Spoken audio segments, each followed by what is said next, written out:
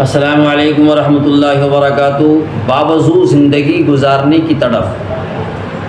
اسی طرح باوضو زندگی گزارنے کی تمنا ہوتی تھی، چنانچہ مجھے حضرت مجدد الفسانی رحمۃ اللہ علیہ کی اولاد میں سے ایک صاحب کے گھر جانے کا موقع ملا۔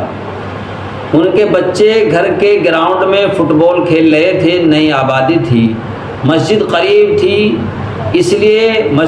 نہیں تھی، اسی لیے گھر میں جماعت سے نماز ادا کرنی پڑتی تھی۔ جب ہم نے مغرب کی نماز کے لیے اذان دی اور صفیں بنانی شروع کی تو ہم نے دیکھا وہ بچے جو فٹ بال کھیل رہے تھے، چھوٹے بڑے سارے ہی آئے اور آ کر سب باندھ کر کھڑے ہو گئے۔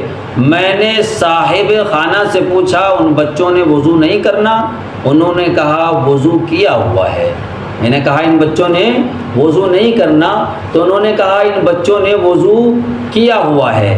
عاجز نے سمجھا کہ شاید انہوں نے سوچا ہوگا کہ مہمان آیا ہوا ہے، نماز تو پڑھنی ہی ہے، اس لیے ہم پہلے سے وضو کر کے کھیلتے ہیں۔ لیکن نماز پڑھنے کے بعد صاحب خانہ نے بتایا ہمارے خاندان میں اور مشائخ سے یہ عمل چلتا آ رہا ہے کہ کوئی بچہ بھی جب 4-5 سال کی عمر سے بڑا ہو جاتا ہے تو ہم اس کو ہر وقت باوضو رہنے کی تلقین کرتے ہیں۔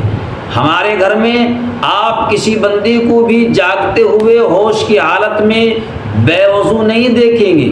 آج کے دور میں بھی ایسے لوگ ہیں جن کو باوضو زندگی گزارنے کی تڑپ اور تمنا ہوتی ہے۔